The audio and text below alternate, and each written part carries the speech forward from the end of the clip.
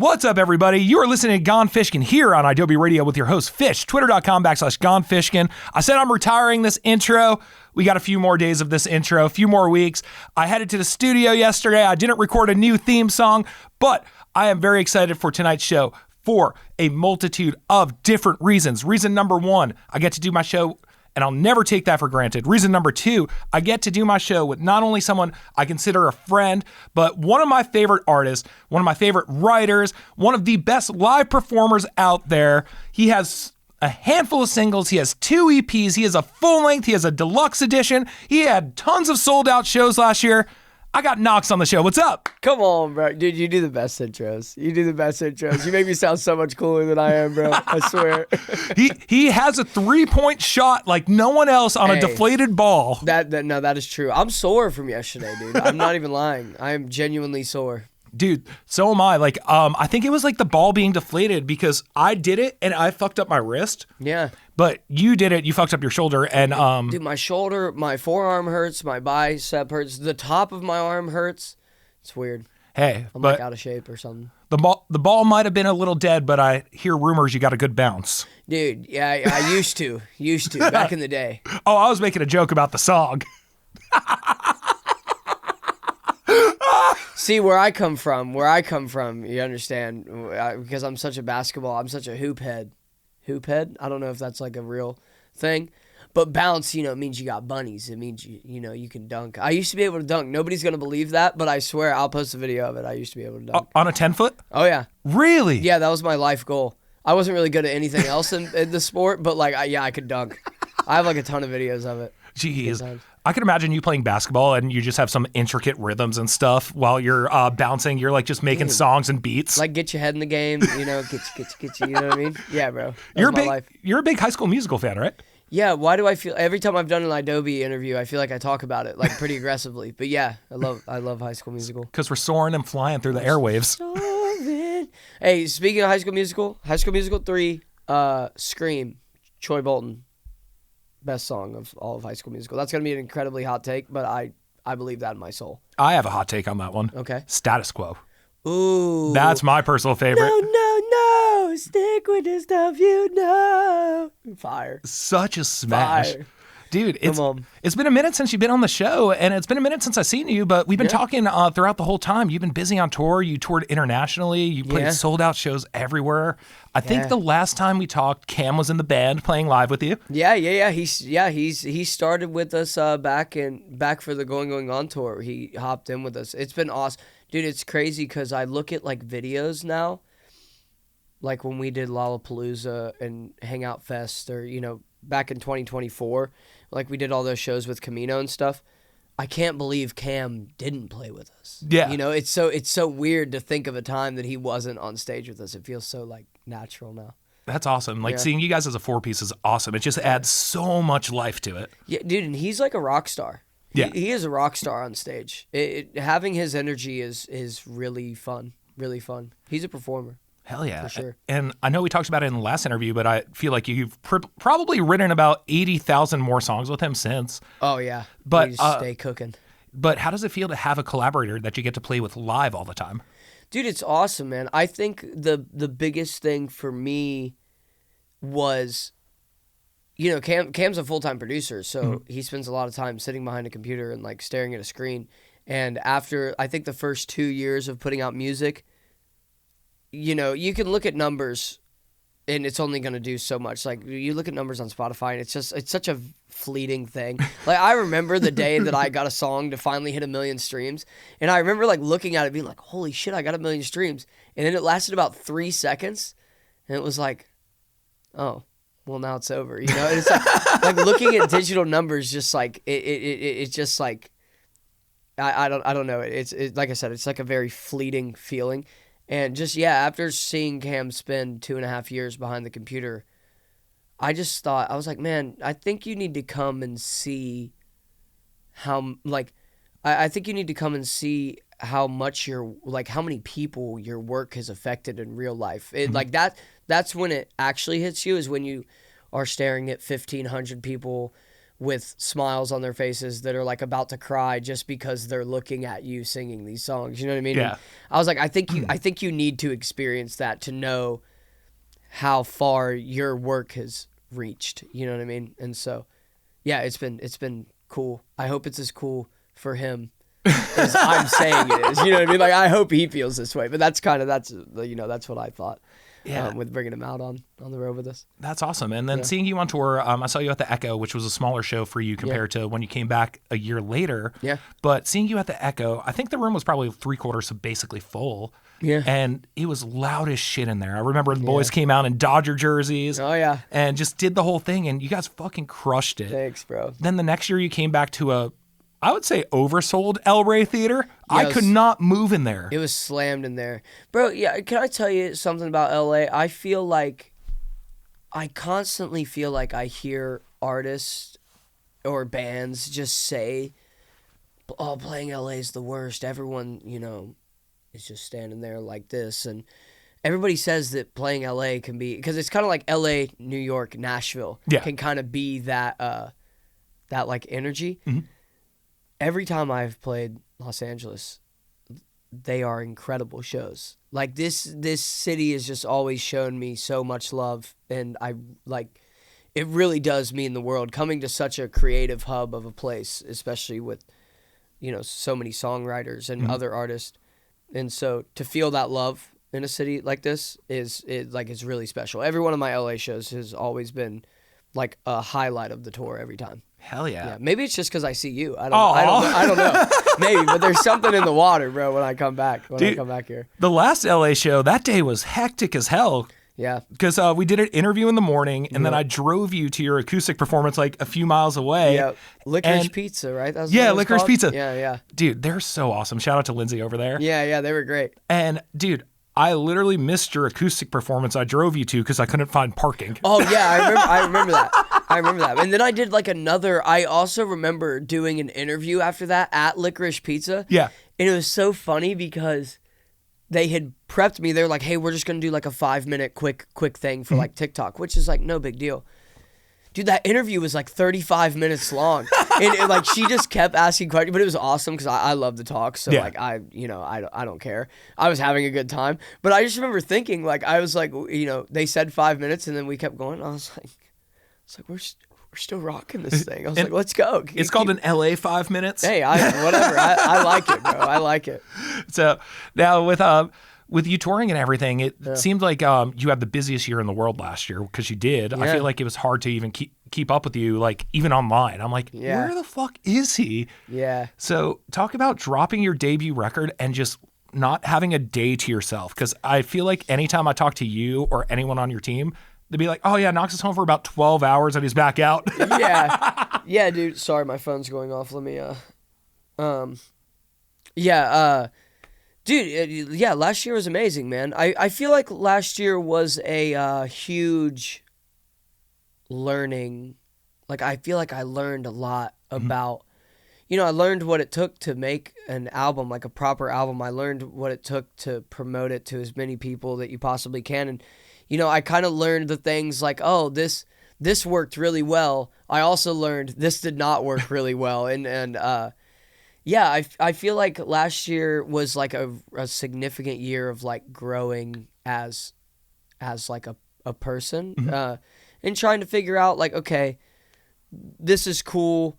Now where do I want to go after this? And like, cause you're so, as a songwriter, I always feel like you're so ahead of, I was finishing recording going on, but I was writing all of the new songs for like what is next. You know what I mean? So, I just feel, I don't know. I just feel like I learned a lot, and I learned what it was like to play bigger shows and kind of put on a performance that makes people want to come back. You know what I mean? So, I just learned a lot. I was really grateful for last year. It was cool. Hell yeah. And I know we talked about the show, but man, the show at the El Rey, like just so many memories from it. Like, one, during You Happen, everyone's singing during that. Yeah. Then also, like, I didn't feel cool enough to go into the VIP, and I look up and I'm like, Knox has a star-studded balcony up here. Was it star? Dude, I saw so many writers and producers up there. I'm like, this is so sick. See, but that's what I'm saying, bro. Like, that's what I'm saying. It's so cool to, like, people here show me love, man. Yeah. And it's like, and it's people that I've been fans of. You know, it's like people that I've like looked up to for years, and now like to be able to like forget about calling them collaborators, but like the fact that I get to call them just friends in general and people that I deeply care about, you know, it's such a cool, like, I feel like the luckiest guy in the whole world. Like there's this guy, Mickey Brandolino, who I've done, like I did Go for Broke with him. Okay. And I've done a bunch of the new songs with him. But he was in this band called Valley that I was and still am obsessed with. And bro, I was working at Ruby Sunshine serving tables, listening to Valley, being like, I need to figure out how to make music like this. And now it's like, you know, I'm leaving this interview and going to Mickey's house to make a song, you know? And it's just, I don't know, man. It's just, I feel very grateful to be, you know, to be in that position and for people to care about what I'm doing. And also it's cool to have the like respect of people like that. Like, you know, it makes all the work that you've done worth it. You know what I mean? For sure. Yeah. And I don't want to blow your brain right now with this Please. one. I'm pretty sure that your first single dropped in 2022. Yeah. Do you know what year it is? 2026? 2022 to 2026. That's not even the amount of time you spent in high school. Whoa. Whoa. That's crazy. So it's been a weird, dude. Yeah, man. It's been a weird, couple years. Well, I'm grateful for it, man. I'm grateful for it. I feel like, you know, I was thinking about this earlier because I've done this. I think this is our third time doing this.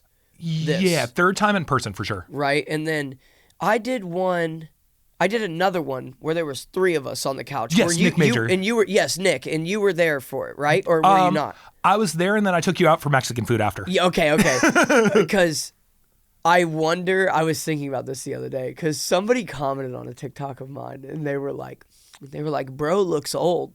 And I was like, bro, this music, like, it's aging me a little bit, bro. Like, I'm tired, bro. So, and I was like, man, I would love to see, like, and maybe it's just because maybe it's because I am, you know, older than I was. And, you know, when I first met you, I was kind of like, oh my gosh, this is all happening, you know. And now that I'm a little more in it, I feel like if you watch those old interviews back, like you watch my first one, I probably like came in here and was like so excited. And I feel like if you watch all the interviews compared to now, it's just like, the energy's just lower, and now I'm just like, yeah, man, you know, we play shows now. You know what I mean? It's like you're preaching to the choir on that one. Yeah, I feel like if you want to see the aging of me, the proper aging of me, just go back and watch all of our interviews that we've done.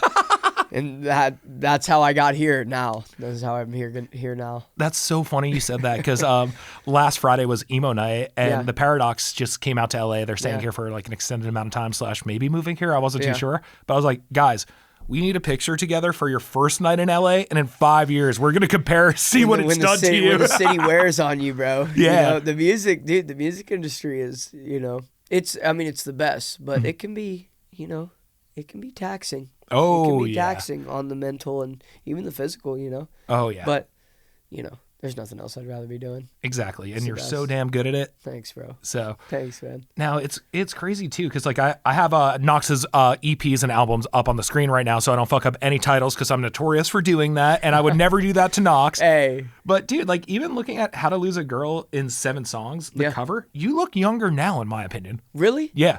Bro, I don't know if it's a haircut or not. Well, dude, I think I'm way healthier than I was. Like, dude, because back then you're like, I was so in the heat of it, so I was like partying and you know, just like, it's like you have a rock song come out and you're like, shit, I gotta act like a rock star. And it was like, but now I'm just like, yeah, bro, I feel like, dude, because I'm 28, you know what I mean? Like, I'm trying to do this for a long time, and I want to be like, you know, I don't really like, I barely drink anymore. I don't like smoke or anything. Like I've like, not to like sound that guy, be that guy that's like, yeah, my sober journey, but like, honestly, it hasn't even been a purposeful thing. I was having this conversation with Cam the other day. I think I've just started really appreciating, like, I really I really appreciate my tomorrow. You know what I'm saying? Yeah. And I don't want to sacrifice my tomorrow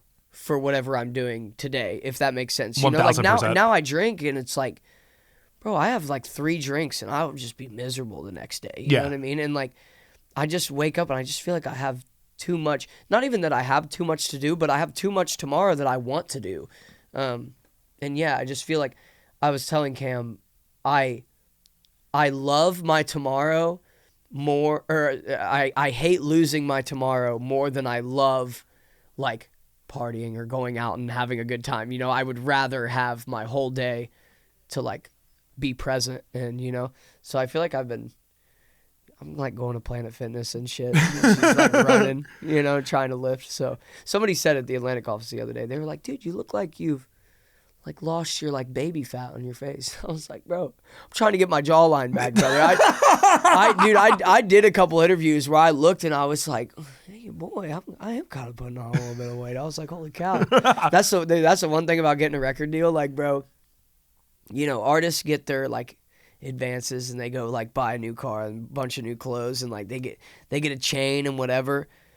Bro, I just buy food. Like that's it. That's all I spend money on. I live the most normal, simple man lifestyle, but I'm a restaurant goer, bro. I am a restaurant goer. That's my whole thing. Knox says that as his driver's out there in his blacked out bulletproof Escalade with 5 guards. Yeah, my SUV is waiting on me, but we're not gonna show that on the. We're not gonna show. Yeah, we can't bring the cameras outside. But yeah, dude, I was having that conversation with someone because I was like looking at pictures. I look at Time Hop every single morning to see where I'm at. That's what you were saying yesterday. Yeah, and I was looking at pictures of myself, and I'm like sending them to my friends. They're like, "Damn, I was so skinny," and I was like, "Shit, so was I." And I'm like, wait, no, we were just broke. Yeah, we're just poor, dude. Yeah. Once, you know, I feel like I just ate. Dude, what's funny is that I feel like when I was serving tables, I would, as long as I had enough money for Chipotle, like I was good. And here I am 4.5 years later, and I'm like, shit, I got enough money for Chipotle. I'm good. Like, and I just go to Chipotle.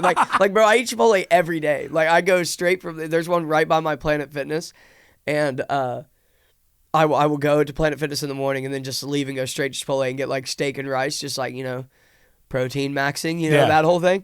But dude, to the point that it was so bad, dude, my business managers texted me a couple weeks ago, and they were like, hey, just like checking in.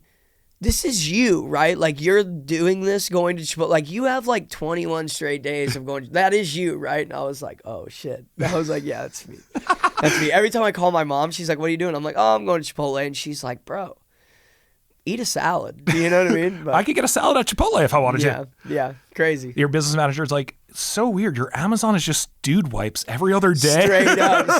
I'm on the dude wipe train crazy, bro. I am on the dude wipe train crazy. I can't complain about them. Crazy thing to say on camera. Oh, yeah. In case you guys are wondering, like, hey, this couch is going to be good after we're on my it. My hygiene is like peak right now. It's peak. Hell yeah. Well, what I want to do right now is I want to play an older song, and then I want to start talking about Go For Broke and everything, and the new era of Knox and post. I shouldn't say new era because we don't know if it's a new era, but it's the post Going Gone era. Oh, it's an era for sure. It's done. Dude, you know what's so funny about calling the album Going Gone for Good, the deluxe? I had no idea that's what Wicked was called. Wait, really? Yeah, Wicked Part 2. It's like Wicked for Good or whatever. Nobody fucking told me, dude. Nobody told me. Hey, I was like, damn. Those accidental streams. Yeah, I guess. They're still streams. It's crazy. Crazy. Hell yeah. Well, I mean, you dropped Going Gone, and what was it, 12 songs altogether? No, 16. 16. Holy shit. Plus 2 extras and a acoustic song, so 19 when it's all said and done. And DJ Live in Cleveland, I think, too, is up on Spotify. And voicemail. Voicemail. That's the acoustic one. Yeah, that's gotcha. Yeah. Voicemail Live in Cleveland. And then, but you know how I was saying I learned a lot about an album. Mm-hmm. One of the things I learned is that's way too many. No, it's not. It's way too many. Way too many. It's way too many songs. It's so funny because you can tell, you look at the Spotify streams and it's like the first 7 to 8 songs all like stream super well, like have big streams, whatever. Yeah. And as the number drops and it's like it's like people got to like song 9 and they're like, there's still 7 more. They're like, I'm good. You know what I mean? So it's just like, it kind of drops off at the end. It's so funny, man. So funny. So between like the 2 EPs, How to Lose a Girl, and 7 songs. Yeah. That was 7 songs. Thank you for doing that for us. Of course. And I'm So Good at Being Alone EP. Yeah. Just to let you know, that's not up right now. That was straight from memory. Hey, let's go. You're locked in, dialed. Yeah, that was 2 in 1 year, right? Was that 2 in 1 year? That may have been. No, yeah, it was actually, because it was 2022, wasn't it? I think so. 2022 or 2023. Hold on, I'll actually look. Wait, no, it would have had to have been no, it was 2023 because How to Lose a Girl came out in 2023, but Sneakers and I Don't Want to Know came out in 2022. Gotcha. So yeah, because How to Lose, so it would have been 2 in 1 year, but it would have been 2023. Gotcha. Yeah, because How to Lose a Girl came out in February, and then I'm So Good at Being Alone came out on October 6th, I think, because it was the day the nightly tour started that I opened for them. Fire. Yeah, that was when we dropped that EP. So now, as opposed to dropping 2 EPs versus 1 full-length record, what would you want to do in the future? I know that's a loaded question. Dude, I mean, to be honest, like, I mean, I'm at the point now where, like, I have to drop albums. Like, I'll probably, if anything, like, I'll probably do another, I mean, I don't know. This isn't, like, breaking news. I feel like I'm allowed to say this. But, like, I'm going to do another album. Mm-hmm. It will not be 16 songs. It'll probably be, like, 10 or 11. Yeah. I'll do another record. And then I'll probably like take some time and like fuck off for a little bit, to be honest. Dude, to be honest, that was kind of the plan for this year. That's exactly what I was going to do this year. Was like, okay, I just gave you a whole album. I've done nothing but drop music for 2.5 straight years. Like, I think I needed, in my brain, it was like, I need to give people like time to want, like, to miss me, you know? Yeah. Like, I want people to want new music because they haven't heard it in a while, you know? Mm-hmm. So that was, like, the whole plan, dude. I even, like, posted on Instagram, like, back in December, or maybe, like, the last week of November, that I was like, I'm taking a break on here. And I just really needed to, like, recollect and kind of just, like, live a little bit of life. Yeah. And, you know, like, hang out with my girlfriend and dog and just kind of be a dude. Yeah. And then I freaking posted "Go for Broke" on TikTok, and now here I am. Now I'm like all the way back in it, and they're like, "Hey, you think you can give us an album by March?" I'm like, "I guess, man." So we'll see what happens. But yeah, we're working on like what is next, and God knows when it'll come out. Mm-hmm. Definitely this year, I think. Probably end of the year, but. If it's 2027, it's 2027. Like, the one thing I learned about making the last album was, I want to take my time and make sure it's like everything that I want, and making like a very cohesive piece of like artwork. You know what I mean? Yeah. I felt like going on. I was really swinging for just let's just write 16 singles and any one of them could go to radio. And I feel like when you make them like that, then it's like none of them went to radio. You know what I mean? It's like, it's kind of the ones that you don't, it's kind of like Go for Broke, dude. It's like, you know, it's always the songs you never expect. And I feel like that's such a cliche thing to say. Yeah. But I only posted Go for Broke on TikTok just to, dude, like I made that song. I didn't even particularly like it. Yeah. Like, not that I didn't like it, but I in no way did we make that song and I was like, this is the one. Like, you know what I mean? And so that's why I picked it. I was just like, I'm just going to post this to show people I am in the studio working. You know, that was like kind of what, and I posted on January 1st and the first video, I mean, I think it has like 600K views on TikTok or something. Damn. It's like, yeah, it went crazy. And now it's freaking top 50 in Japan. I don't know why, but like, shout out, bro. Come on. I don't want to correct you or anything. It's top 40 in Japan. It was 38 on the right. Spotify viral charts. Was it 38 this morning? It was 34 yesterday. Did I drop? I don't know. It was either 34 or 38. Okay, I hope it's still 34. I was like, did I drop? Am I cooked?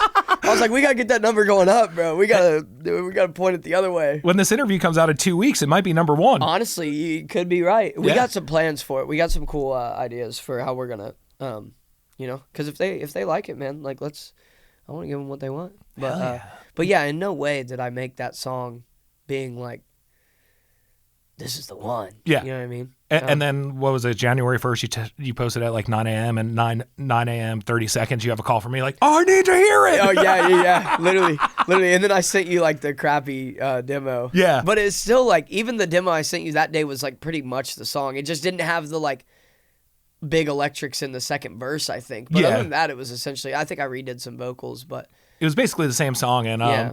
And I showed you the pop version yesterday, right? Yeah, and I can't wait to do that today for the show because, dude, the progression of the song is so cool. And, like, being able to see it, like, the Ableton session and everything was so surreal. Yeah, yesterday with Cam. Yeah. Yeah, bro, it's weird, man. It's so weird how we, for those of you that don't know, which is nobody. Everyone knows. Literally not one person knows this other than Mike. But when we wrote it, dude, it was going to be like a Maroon 5, like, we were going to edit the vocal to where it was like, I hope you go for hopeless only ever. Like, it was like super choppy, and then the broke was going to be this crazy melody, and I don't know what happened, dude. It was the last night on a camp, and we were making it downstairs with Mickey, and we were like, oh my God, dude, this is really, really good. It's our last night. We should all just flush it out together. That's why there's like 8 of us on the song that worked on it. And we took it upstairs, and like, I don't know, maybe I was playing acoustic guitar, maybe it was Kevy and Kramer playing acoustic guitar, but somebody was playing it on acoustic, and we were like, wait, what if we like took it this way? And then like an hour later, it was like an entirely goosebumps let's thinking go. about this happening. Yeah, it was like an entirely different song. Wait, can I will it pick it up if I play this in the mic? Oh, 100%. Let me show you guys. I did this last time I was here with Win Some. Yeah, with Win Some, Lose Somebody. Let me see. And the best part of it being pre-recorded, if it doesn't pick up, we're going to edit it in. Perfect. I love that. Yeah, check this out. So this is what it sounded like when we wrote the chorus. We wrote it over this. It sounds crazy. So it's like a full-blown pop song. Hold on. Dramatics. Here we go.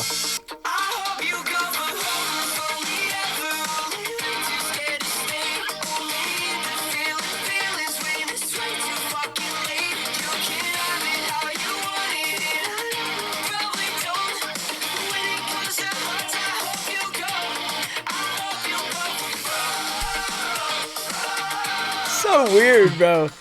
It's so weird how, like, what songs become, you know what I mean? Like, and how they start, and then it's like you don't even remember. I feel like I don't even remember the in between, you know? It's like 1 second it was that, and then like out of nowhere it was what it is now, you know? And so that's so sick. Yeah, it's weird, dude. It's weird.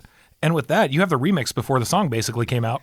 Yeah, 100%. That's a tropical remix. 100%, dude. Yeah, it was interesting, but I think like where the song is now sonically, I feel like a lot of the new songs, like this next record is going to, obviously they're going to be like kind of the straight down the middle Knox songs that everyone kind of knows me for and loves. Like, obviously I would never do a record without those, but there's a couple. But then I feel like the rest, dude, I feel like a lot of the songs are it's like a mature sounding album, you know? Like, yeah. I think the biggest problem with a lot of the songs that I've put out before, like even like a song like I Don't Want to Know, right? I love I Don't Want to Know, and I'm so glad that people love it and whatever.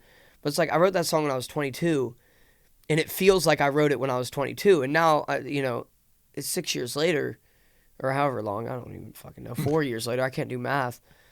Oh, God, I can't do math. Whatever.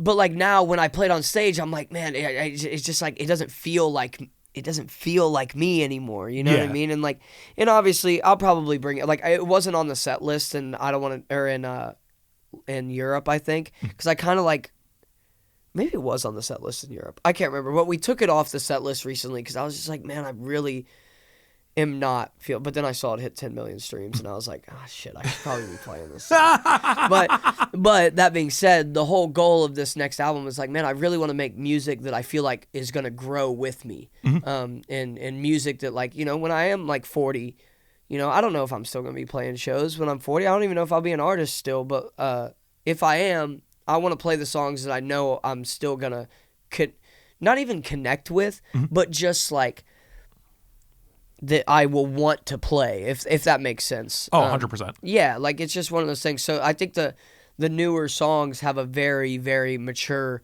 feeling in them, and I feel like Go for Broke is kind of the start of that. I feel like you can tell, like it. Oh, You know, 100%. yeah, like it feels like a step in a new direction in a good way. That being said, the next song I put out is gonna be like kind of right back to old Knox, because I'm like I gave you guys something weird. I feel like you need something like traditional, or like who knows, maybe it won't be. Like right now that's kind of the plan, but like I said, bro, I'm taking my time with it, and you know, who knows? Maybe the song that comes out next I haven't even finished yet. You know, maybe it's a song that I don't even know. So, you know, yeah, I'm just taking my time, and I know what the next album's going to be called. I know what the visual looks like, and I see it all in my head. And I'm very excited about it because I know what it takes to make one now. Yeah. And I feel like that's a very comforting place to be in as a creative. Oh, you know? Absolutely. Yeah. And also, I mean, like I've said it multiple times because it just blows my mind because I've known you for so long. You have 2 EPs out and a full length out. Yeah. Some singles too here and there. Yep. But when you dropped Go for Broke, it hit differently for me. Like it was a continuation of Knox's progression as an artist because I've been very fortunate to hear so many demos and just be around you so much. Yeah. But you do this thing with lyrics where one, it's not too wordy, but it's not less wordy, if that makes sense. Yeah, 100%. And then, like, I know a lot of artists, like, it's no shade to artists, like, you have to write a catchy song, but, like, a lot of their second album never is usually that wordy and meaningful out the gate like that. It's like looking for a hook in a way. Yeah. Which I totally respect, and I dance along to it course. always. But, dude, Go for Broke, I thought it was going to be a completely different meaning just based on the title, but the way you're a wordsmith with Thanks, stuff, man. it's insane. Like Love Letter is definitely like my favorite example of wordplay. Yeah. And I feel like Go for Broke kind of has that same wordplay in a weird way. Yeah, for sure. It for sure does. Just like it doesn't really connect to the actual saying of "Go for Broke," but it was like, dude, if I'm being honest, the lyric that was actually, it was Spencer's idea. He was like, bro, what if it was a song? He was like, you know the saying "Go for Broke." What if we had a song called "Go for Broke," but it was about like, I hope when you're looking for somebody to love, I hope you're into people that have been hurt before. Like, because the song, it's so funny, bro. I've seen so many comments of people being like, somebody made a TikTok being like, Knox wrote another like crazy FU anthem, and I'm like, guys, that is not what this song is at all. Dude, this song is like genuinely, it's just about being, you know, like, bro, we've all been through, you know, heartbreak, and we've all been through like our relationships and whatever, and it's kind of about, honestly, it's kind of a song about like my girlfriend and just being like, you know, I've kind of been through it in terms of like, you know, multiple different relationships that I've like been through, and you know, but getting through all of them was worth it because I got to you, and if you're okay with being with somebody that has kind of like been through the ringer a little bit, then like I'm your guy. You know what I'm saying? Like, and I know that's kind of a crazy explanation, but yeah, that's kind of where, you know, I was telling you yesterday, man, like I feel like I don't write a lot of songs where like when I write music, it's not like this is straight from my diary, this is how I feel. I've never written songs like that, but I feel like songs like Go for Broke are like rooted in truth. You know what I mean? Like it might not be a perfectly real situation or whatever it is, but it is something that I feel like I have felt and that everybody has kind of felt before. So but dude, that's like all, like, bro, I gotta give so much credit to like shout out Spencer, Jordan, and shout like all the guys that I'm making this new record with. Like this dude, there's this kid, you don't know his name yet, but you're going to. His name's Chase Samala. He's a freak, bro. He's a freak, and he actually just flew in. He's at the Airbnb right now. Oh, that's so funny. We're gonna go do a session after this, but like between those two guys, man, like, and the guy who's producing a lot of the record, his name's Todd. Like, bro, don't get me wrong. Like, I'm a songwriter myself. I love writing songs. I feel like I've gotten good at it, but you know, these guys freaking work, man. Like, they show up to the studio, and it's not just me, you know, coming up with all these ideas. I mean, like, I genuinely feel like I have, you know, 5 to 6, honestly, maybe even 6 to 7, you know what I'm saying? I can't. I hate you for doing that. Yeah, That's the pull clip. That is the pull clip right there. Oh Jesus. Anyway, yeah, I feel like I have like 6 to 7 of just some of the most creative minds around me, and making music with them is like an honor, and just it's the coolest thing in the world, bro. And so, you know, I love, you know, obviously I get so many comments and people are like, man, you're so good at writing songs, or your wordplay is crazy, and like, I really appreciate that, and I've definitely, you know, I can definitely do my fair share, but like, I just cannot understate how good these guys are, bro, and just like they deserve just as much love as I do, you know. Like my project doesn't exist without them. My project definitely doesn't exist without Spencer. Like, you know, that's my guy, bro. We wrote Not the 1975 sitting on the floor of an Airbnb on an acoustic guitar in my underwear, you know, and it's like, you know, changed our lives. And, you know, that song does not exist without him, and my whole record doesn't exist without him, and all these new songs don't exist without them. And so, you know, I want people to want to show them love, you know, too, because like I feel like I'm the lucky one who gets it all. Yeah. But it just cannot be understated how unbelievably talented these guys are that I'm with every day, you know, and that makes me better. And like, I feel like we're just ping ponging, man. We're all just like learning from each other. We all just get better and better every single time we're together. And so, yeah, man, I'm just like super grateful to know those guys and love those guys, and, you know, the whole thing. That's awesome. And something I've admired about you since the first interview we did was you've always been so into shouting out all your collaborators. Like the first in-person we did, you brought your collaborator Z Smith at the time. Yeah. And got to got introduced to him and everything. And honestly, a lot of idobi's like new ads are like, I just go through Knox's writing credits and see who wrote it. Let's go. Dude, I mean, it's just like, bro, it's like exactly what I just said. Like, bro, they deserve it just as much as me. Like, it's like we are all, I know it says Knox on Spotify. I understand that. But that's my role in all of our work, you know, like, you know, it's a collective effort. My role is that I just somehow got coined to be the guy that my role is I have to go sell it. You know what I mean? I have to go be the person that is the face of it. But it truly is like, you know, it takes a village, man. Like it takes a village of really talented people to make these things happen. And, you know, I feel like as a songwriter, man, I feel like I have felt what it's like to be like overlooked a little bit and not feel like you got the credit you deserve. And I just know that when it comes to those guys, I want them to know they don't ever have to feel that way. Yeah. Like I got y'all, you know what I mean? And I love them to death, and I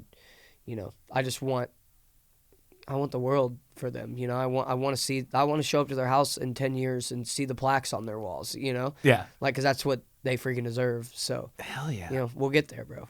This reminded me of a Bailey Zimmerman interview I saw where love like, BZ, dude. That's the boy. Dude, I saw him up at the Pasos Robles State Fair last summer with my mom. It was so sick. Yeah, he's dope. So he did an interview. I think it was Stagecoach. I was watching the behind the scenes, and he's like, yeah, I'm just so fortunate. I get to go home and there's songs waiting for me, and I get to go out and sing them, and then I get to help out everyone else with a career. Obviously, I'm paraphrasing, but like that just reminded me of it so much, and I thought that was like the coolest thing hearing that. Dude, it's crazy, bro. I genuinely believe it's like, bro, you get what you give, you know. And I'm not saying that like those things are transactional.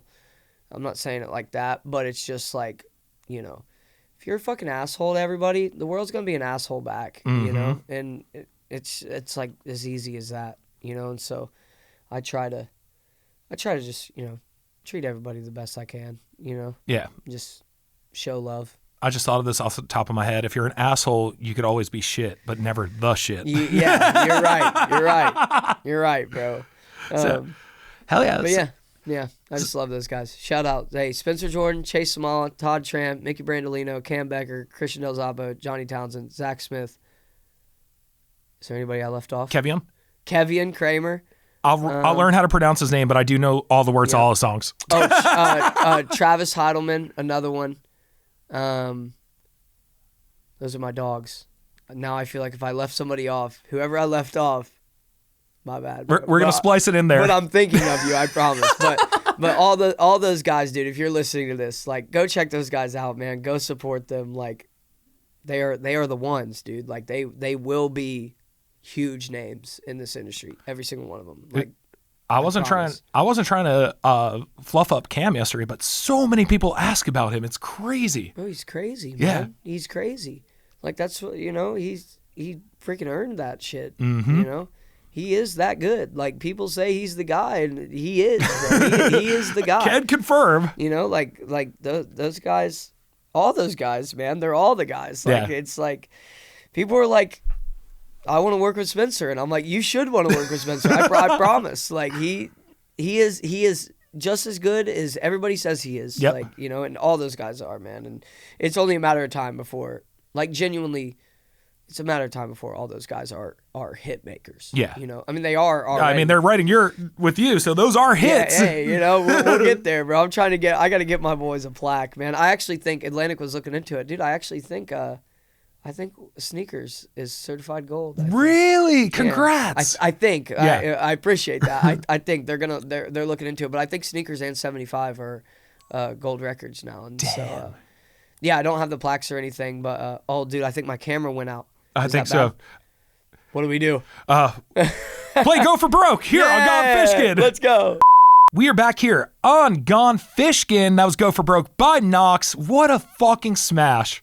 Thanks, bro. Did you see my tweet the other night that I might have deleted right after I tweeted it? No. I tweeted, the toughest guys you know cry to Knox after a few White Claws. Maybe I did see that. Maybe I did see that. I've kind of been a little, like, because I said I was trying to take a break and but I haven't been able to. I have kind of been off of social media. Like I'm like a post and then I'm out. Yeah. You know what I mean? Like, it's kind of been that vibe for me these days. But I feel like I did see that.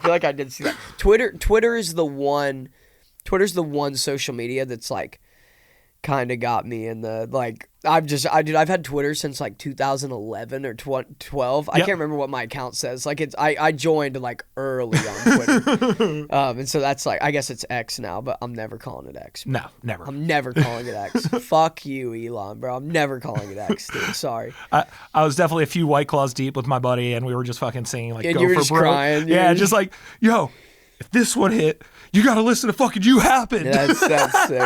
That's sick.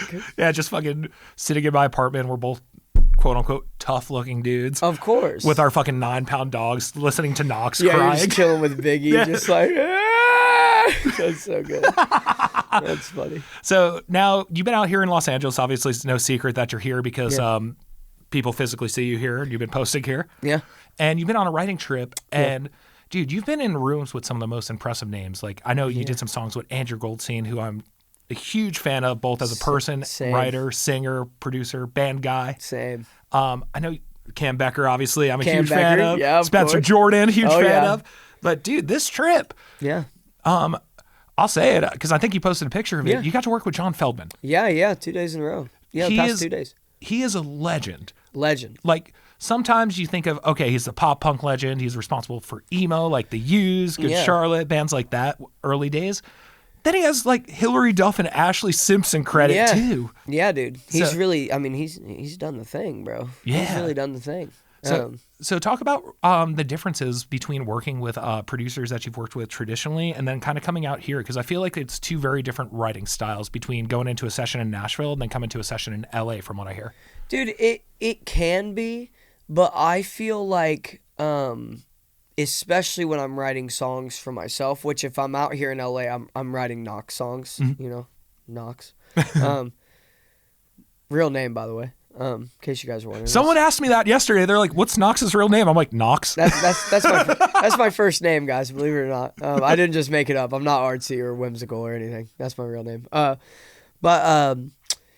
Dude, yeah. Like, I feel like when I am doing songs for myself, like I can kind of be, and maybe, I mean, shit, if you ask Spencer or somebody, maybe this can kind of be a problem, but I can be a bit of a bulldozer in sessions where it's just like, I'm coming in and this is how we're writing it, and we're like, here's what I want to say, here's how the tracks go. Like, I feel like I can kind of come in hot sometimes and just be like, I kind of come in like a mad person where I'm just like, no, we gotta do it like this, and the beat's gonna be like this, and here are the chords, it's gonna be this progression, and I'm gonna write the melody like this. I don't know the word yet, but the melody's gonna be like this, or it's like, here's the word, I don't know the melody yet, but I can be kind of a I just kind of like that, just because like I feel like as an artist, I know what I want to make, most of the time, not every time, but yeah, so like with people like.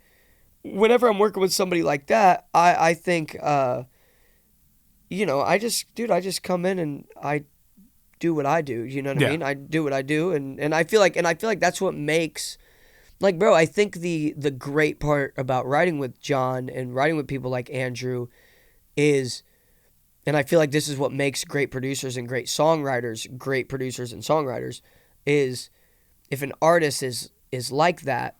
Like, dude, like John just kind of let me do my thing. Yeah. Like he was like, oh, okay, like let me make these guitars and drums sound huge. Like, do your thing, you know what I mean? And like, and he would chime in words or be like, oh, like what if the verse kind of felt like this? And it's like, oh, that's a really cool idea. Let me tweak that and make that work. You know what I mean? And so, yeah, like working with those guys, it's amazing, man. Like I just show up and I do the thing that always has worked for me, which is just show up and not do anything different, because dude, at the end of the day, whether you're writing with the biggest hit makers in the world or you're writing with somebody who doesn't even have a cut yet, everybody's the same, dude. We're all just guys that are just like, every song that's ever been made starts with like, oh, this could be kind of cool, like this is kind of sick, and then it becomes whatever it is, you know what I mean? And so yeah, I feel like writing with them is awesome because they like allow me to do that. They allow me to like, I'm gonna sound so pretentious saying this, but like they allow me to like be the artist. You know what I mean? Yeah. And I feel like that's what makes people like that great. They know when to let the artist be the artist. They know when they need to help with the lyric. They know when they need to help with the melody, and just like knowing where they fit in to that process, I think is like the key. To being as great as those guys. And so yeah, it was awesome, man. I mean, like John, we were at a studio the past 2 days, and he dude, it was sick. We like we wrote the song, and then we like laid down the vocal and then whatever, and then he said he had to speak at some event, so he left us. But he said, dude, he was so cool, and it was so cool to like feel like you have the trust of somebody on that level. But he was just like, yeah, man, like I gotta go and do this, but you guys stay in the studio, stay here as long as you want, like use anything. Here's Connor. Like he had like an engineer there named Shout out to Connor. Yeah, I don't know Connor's last name, but dude, yeah, John Feldman's engineer Connor is phenomenal, bro. We spent the whole afternoon with him after John had to leave, and it was just amazing, man. Like he left, and then it was so funny, he called Connor after. This is probably at like 9. We're still at his house at 9 o'clock working on the song. And Connor answers the phone. He's got the phone up here, and he's like, "Hey, what's up?" And he goes, "What's going on?" And Connor's like, "Oh, we're still here working on the song." And you just hear John, like he kind of yelled something, and you hear him go, "Put me on speakerphone." And he puts it on speakerphone. He's like, "Boys, y'all are still grinding?" And we're like, hell yeah, bro, we're still here. And he was like, dude, I can't wait to hear the song. I'll be home in 10 minutes. And he got back at like 9:15, and we played him, what we had done so far. And he was stoked, and everybody was stoked. And, it is so encouraging being in a room with somebody like that who does have the track record, who does have the proof of concept. Like he's done the thing. And for somebody like that to be just as stoked on the song. And like I said, I like kind of the same thing that I said earlier about like somebody like Mickey, just having the respect of somebody like that. Like that's a respect thing to allow you to stay in that studio. Like it's like the craziest fucking studio you've ever been in your life. I mean, yeah, you were there. Like it's the craziest studio you've ever seen. And like to have that for him to just be like, yeah, man, y'all use whatever you want. Like, if you're having a good time, stay as long as you want. I would have never left, man. I would have never left. If there was a bed in that studio, I would have just slept there. Oh, dude, yeah. I had to leave when you left, or Connor would have been punished with me playing more Blink songs on Hoppus's bass. Yeah. Like, dude, but it's like stuff like that. Like, he just trusts us to stay there, and you're like literally tracking on Mark Hoppus's bass, or whatever. I'm sure there's a bunch of other crazy shit there that I didn't even know. You know what I mean? I'm probably playing somebody else's guitar, that I don't even know it's there. You know what I mean? Yeah, man, it was awesome. And shout out John for letting us, come through, and shout out people like Goldstein, bro, for, wanting to work with me. He texted me the other day, and we weren't able to get in on this trip, but we wanted to, but we're going to do it next time. But it's like I said, man, it's just cool to have people like that in your corner that are like rooting for you. Yeah, for sure. And that's what it feels like. So hell yeah. It's sick. It's awesome to see, because obviously when I think of them, like thinking with idobi, these guys are like the ones in alternative rock who are crushing it. But then you hear what they do with Knox, and you're like, oh, this is a pop banger. Yeah. Dude, that song yesterday is... shit's pretty good, man. I can't even lie. I don't even know what one you're talking about, because I might have heard more than one. Yeah. There might have been a few heaters. I was playing yesterday. It was so funny. I was playing... I'm talking to the audience now. I was playing Mike. I was playing all of the... I was like, yeah, this song's never coming out, but it's a banger. I was like, listen to this. I was like, it's not going to be on the album, but it's fire. Like, the amount of songs that are on my phone that will either die on my phone, or somebody's got to cut them. They have to. I got this K-pop song called Graffiti. Ooh. Somebody has to put it out, bro. I'm telling you, it's a hit. I could never sing it because it's a song that you would have to dance to. Oh, okay. I would have to learn to dance. I ain't learning how to dance, bro. I ain't gonna lie. But somebody has to put it out. It's a hit. I know it's a hit. I've never been more confident that a song is a hit in my entire life. Oh, I can't wait to hear that. Yeah, I didn't play you that one yesterday. I'll send it to you. Hell it's yeah. crazy, bro. It's insane. I can't wait. Yeah. But I have a couple more questions, because I know you have to go write another hit after this. Yeah. So I don't think I've ever asked you during an interview, and I know you. I know you're a performer. I know some of your influences you talked about. Yeah. What was it like hanging out with Ed Sheeran at a karaoke bar? Was it? Oh, well, yes and no. So that was where I met him at a bar that he was doing karaoke at. Oh, okay. I met him in passing for like literally like just, it was like, hey, this is one of Atlantic's artists. This is Knox, whatever. Shook hands. He gave me a beer, and I was like, oh my God. I ain't even gonna lie. If Ed were to ever watch this, because I've met him 3 times now or something like that. And so now it's like now it's like one of those things. If he saw me, it would be like, oh, what's up, Knox? Like, good to see you. I don't want to say that me and Ed Sheeran know each other, because that's like, it's not like that, but he knows of me. He would recognize me, you know. But I do have, I still have that beer bottle sitting in my bedroom. Let's go. Yeah, I still have the beer bottle. But in retrospect, there's so many like cans of beer that I wish I did that with. Yeah. I dude, he gave it to me. Me and my buddy drank it, and then I just put it in my back pocket. And I was like, oh my God, bro, Ed Sheeran gave me beer, bro. I was like, it's crazy. But then I got to, dude, it was so cool. Like, bro, shout out Atlantic Records, bro, for just like, shout out Julie Greenwald, bro, for real, and Chelsea Brandel, from Atlantic, bro. They 100% made this happen. I don't think I've ever even talked about this, because, dude, I had a picture of us backstage at this show. I never posted it though. I felt weird about it. I was like, I shouldn't post it. I was like, I'm just glad that I got to meet him. I don't want to be weird about it. But I will never forget. So the Atlantic, I happened to be in New York when he did his Multiply 10-year anniversary show at the Barclays Center. I went, I was there with Mikey Piff. No way. From Sirius. And the Atlantic radio team took me. The show is fucking unbelievable, bro. It was so cool. It was like because it was all the songs, like, bro, like full, just like completely honest. Multiply, that album made me want to write songs. Like that album, I was like, I want to write songs like that. Obviously, I don't really write songs like that now, especially not as big. But that's like the album that changed my life. So it was a really weird full circle moment of being like, this is the record that changed my life. And now 10 years later, like, here I am, at the show. And then when the show ended, shout out my girl Chelsea at Atlantic. I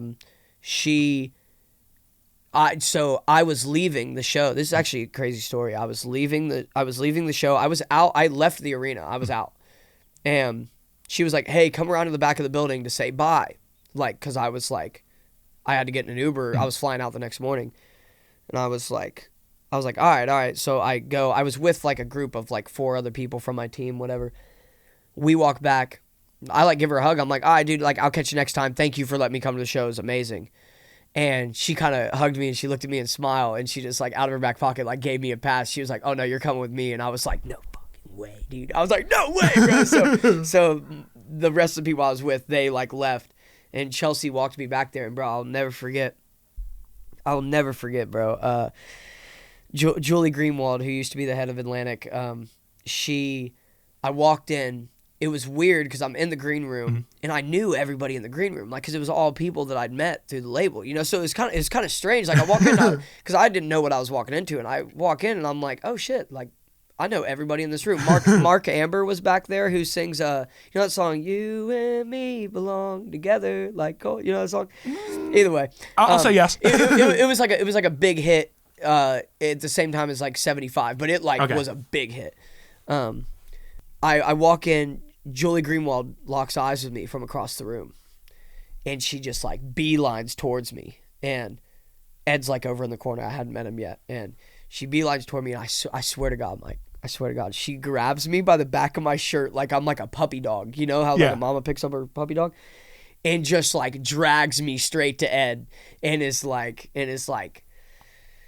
Ed, this is our guy Knox. He's freaking grinder. He's got a song, you know, whatever, like introduced me. And then I basically, you know, after that, we got to talk and, you know, kicked it for, I don't know, 25, 30 minutes. And then, the last thing he said to me, he was like, all right, mate, like, he was like, bro, so great to meet you. Love the music. Keep doing your thing. And he was like, I got to go watch Get Him to the Greek. And then he just kind of like, it was almost like he floated off because it's Ed Sheeran. Bro. You're like, look, it's like Ed Sheeran, bro. And, yeah, and then he turned around and walked out, and then the whole time you're just like, did that just happen? Like, what just happened?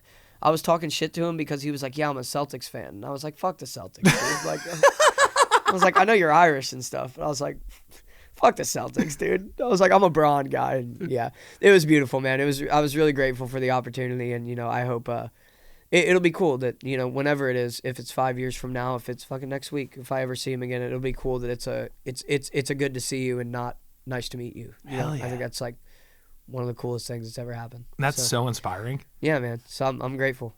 I do know that Ed watches the show all the time. So Ed, next time you see Knox, you have to say, hey, is that a beer bottle in your pants, or are you just happy to see me? Nice.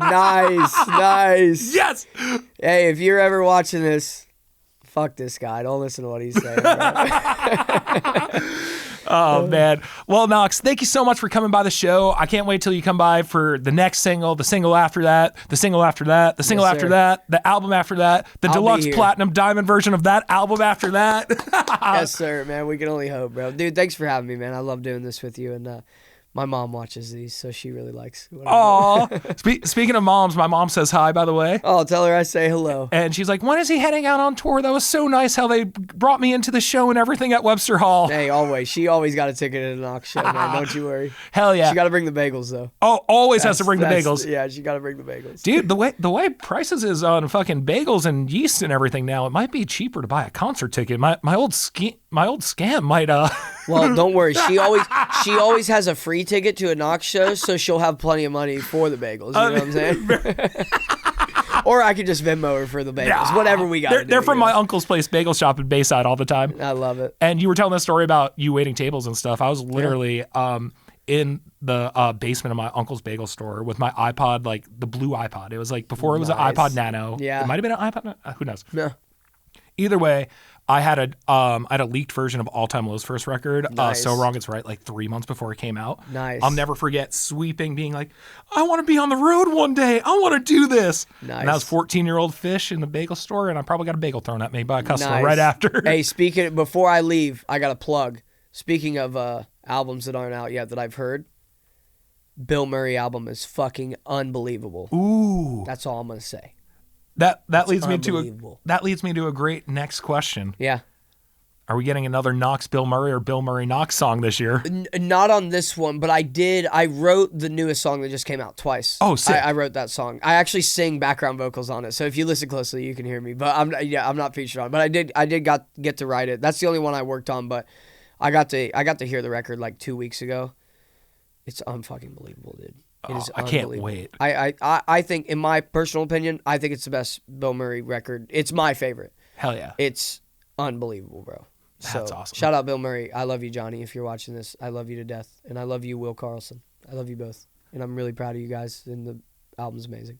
And when you guys are watching this, Jameson, I love you. I miss you. Yeah, Jameson, I love you too. God, I said proud of you guys like I'm like some father figure. You know what I'm saying? I just love you guys, okay? Shut up. All right, love y'all. Hell yeah. Well, I got to end the show somehow, so what song should I end it with? You should play Twice by Bill Murray.